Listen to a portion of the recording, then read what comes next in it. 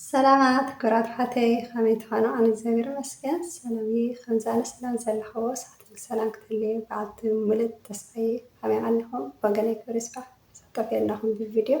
بلايف كبر جزات الخوي بزح برجز بلايف بين بزح أنت ياخذ خي قدموا مر لنا بزي تفي أنهم أنا أقول إحنا مساخم نفسها channel سلام مساخم طبعا استنجاي زبير يخبر لي سلالت غير لي من برتاح كله طبعا مسكنكم زبير يخبر لي بتعمل فتيكم طبعا يخبركم كراتي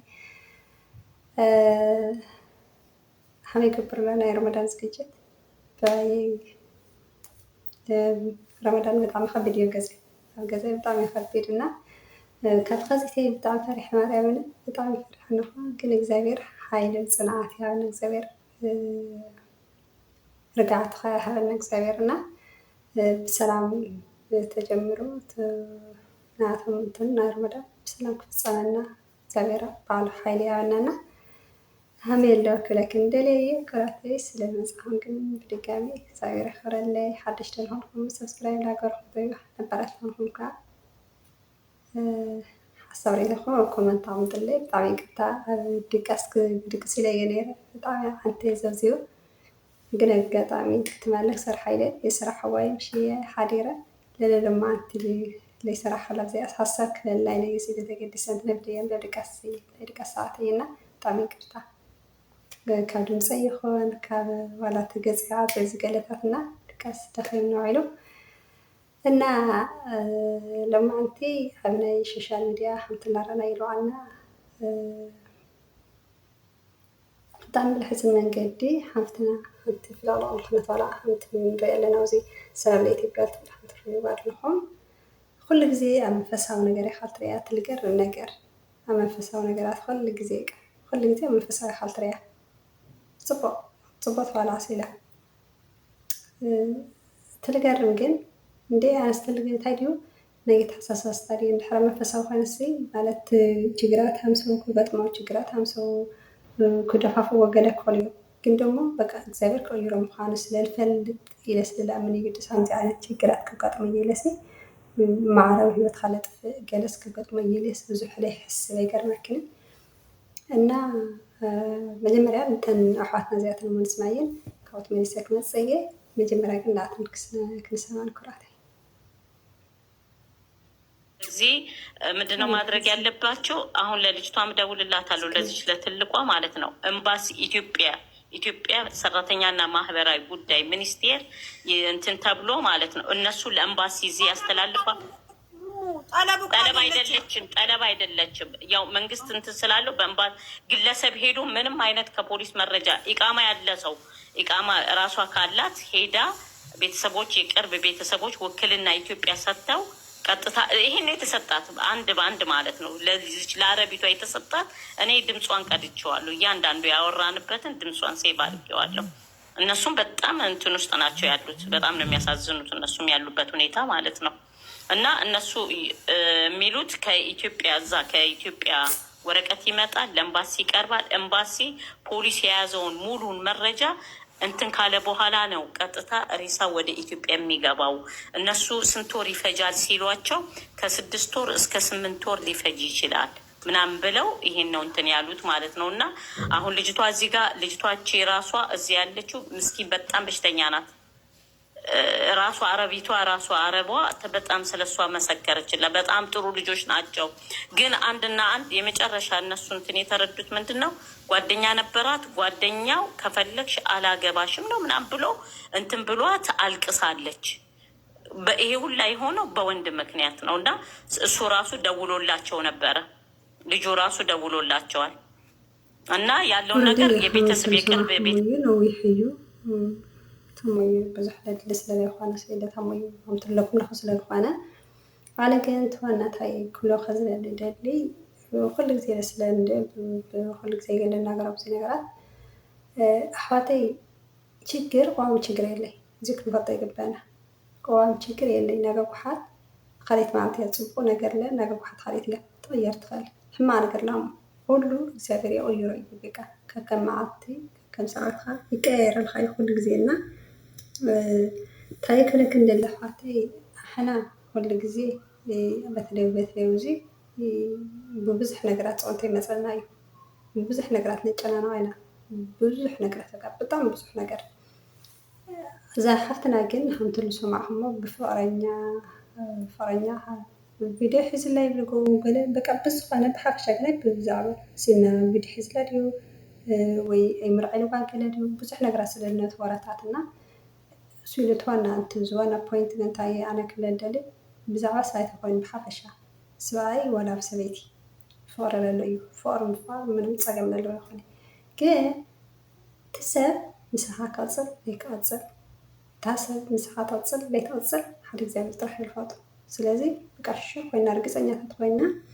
እቲ ሰብ ካብ ሂወትና ክወፅእ ይኽእል እዩ ኢልና ክንድምድሞ ኣይግባእ እዩ ብስሩ ዋላ ተወፂኡ በቃ እግዚኣብሔር ይፈቅዶ ተወፂኣ እግዚኣብሔር ይፈቅደይ በቃ خلاص ኣበበ ተኸይዱ በለጠ ይመፅእ ዜጋ ክትኾን ግባእ ኢለ ይኣምን ከም ኣነ እምበይ ኣሕና ሂወትና ክንጥንፍ እንተለና ኣብታ ሰማይ እውን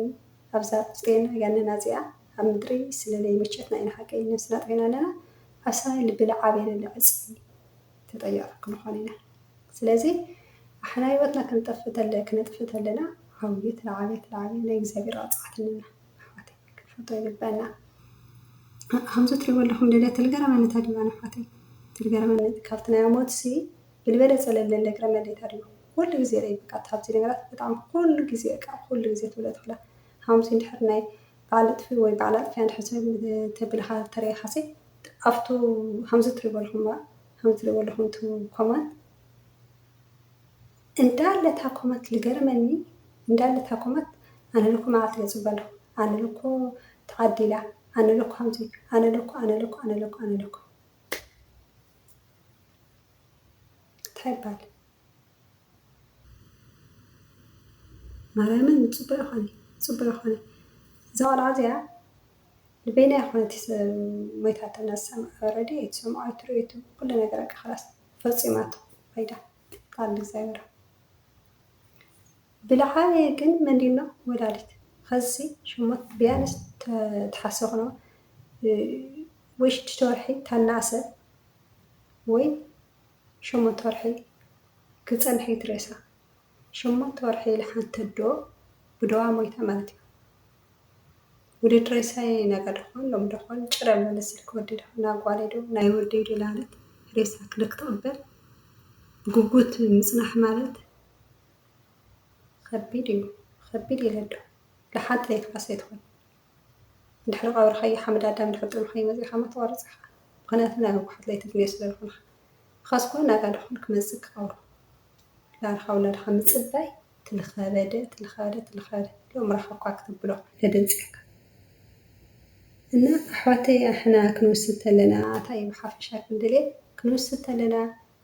ብህድኣት ክኾን በተለይ ከምዚ ዓይነት ሰንሲቲቭ ኣና ካብ ሓደጋ ደውድቕ ነገራት ትምፁና ተለዉ እግዚኣብሔር ነገጉሓት ትልበለፀ ነገር ስለለዘጋጀየለኝ ኢና ክንሓስብ ይግባና ከምዚ ዓይነት ሓሳባት ክንርሕቕ ይግባና ኣሕዋተይ ታዩ ስለ ችግር ዝበፅሕና ዳኸ ናይ ገለገለ ትባት ሆና ኢኹም መጀመርታ ርጉም ሰይጣን ኢልካ ቅላ ወልዲ ፈፋካ ሰይጣን ባዕልካ ምልክት ትኾንካ እዩ ላኸ ቀረበካ መልክ እንድሕር ዘይግባ ኮይንካ ከምዚ ዓይነት ሓሳብ ክመፅልካ ይኽእል ስለዚ ተመፅእ ንካለ ከምዚ ዓይነት ሓሳብ ተመፅእ ንካለ በቃ ወይ በርድግ ኢልካ ፀሎትካ ፀሊኻ መዝሙርካ ወይ ትሰምዕ ወይ ስብከት ክትመስል ዝሮ ኣእምሮካ ክሕድስካ ዝኽእሉ ነገራት መንፈሳዊ ዝኾኑ ነገራት ብባዕልካ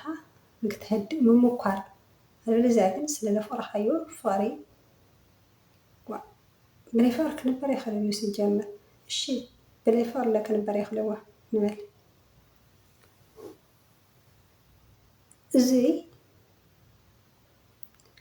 ትመፅእ ኣብ ሂወትካ ሰብ ነገጉሓት ክመፅእ ክኸለ ለሎ እዩ በቃ ባህርያዊ ግዜ ባህርያዊ ዝኾነ ነገር ከዓሰይ ሓድሽ ነገር ኣይኮነ ማለት እዩ ላኣና ንምንታይ ሓድሽ ኮይንና እና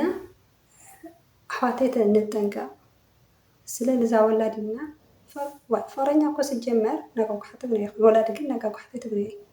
ወላዲ እንድሕር ሲ ካልኣይ ወላዲ መተካት የውሉ እሱ በቃ ሓደ እዩ ወላዲ ስለዚ ነገጉሓት ዘይትግነ ወላዲኻ ከበሳቅ ኢኻ ትሎ ፈረኛ ተኸደ ፈረኛ ይክመጽ እዚ ማለት ግን መስዋዕት የተከፈለሉ ገለ ይኾን ይሆን ባዕድ መለለልዎ ግን ህይወት ካልጥፊ ግን ኮነ ይብል በፍጹም ተአምር ስለድፈራ ኢልካ ህይወትካ ክትጥፍእ ስማ ከቢድ እዩ ማርያምን ብጣዕሚ ተገሪመ ከምቲ ለለኸለለ ኣብ መንፈሳዊ ነገር እያ ኩሉ ግዜ ትነጥፍ እና ኣሕዋተይ ንጠንቀቕ እግዚአብሔር ከዓ ካብትሃሙ ነገራት ሓሳባት እግዚአብሔር ይከልለና እግዚአብሔር كحما ነገር ኩሉ ይከልልና እግዚአብሔር ኩሉ ልካድ ኣምላክ ስለዝኾነና ዝያክለክኒ መፅአ ብሓፈሻ ግናይ ሓንቲ ትሪእዎ ኣለኹም ነዚ ሓፍትና ከምዚ ኮይኑኖ ብዓርስና ሰብነትና ኮንትሮል ገይርና ልመፀና ሽግራት ተፃዊርና እግዚአብሔር ክሕልፎ ምዃኑ ፈሊጥና ናብ ኣኳሓት ከዓ ትልበለፀ ዝግጅት እግዚአብሔር ዘዘጋጀለ እዩ ኢልና እንድሕር ንኣምን ኮይንና ወላ ሓንቲ ዳኣነ ዝጎደና ነገር የለና ኣሕዋተይ ሓብርኩም ስለፀናኹም ብጣዕሚ እየ ዘመስግነኩም ሓፍትና እውን መንግስተ ሰማያት ይዋርሳ መላ ቤተሰባ ሓርክታ ኣሕዋታ እግዚአብሔር ኣምላክ መፅናዕ መንፈስ ይስደደሎም ሓብርኩም ስለፀናኹም ግን ብጣዕሚ እየ ዘመስግነኩም ከዚ እውን ሸር ሰብስክራይብ ላይክ ኣይትረስዑ ኩለኩም የሚደሊ ስለተባብሩልኝ ብርታዕ ኣዝየ እየ ዘመስግነኩም ክብራተይ እግዚአብሔር ይክበል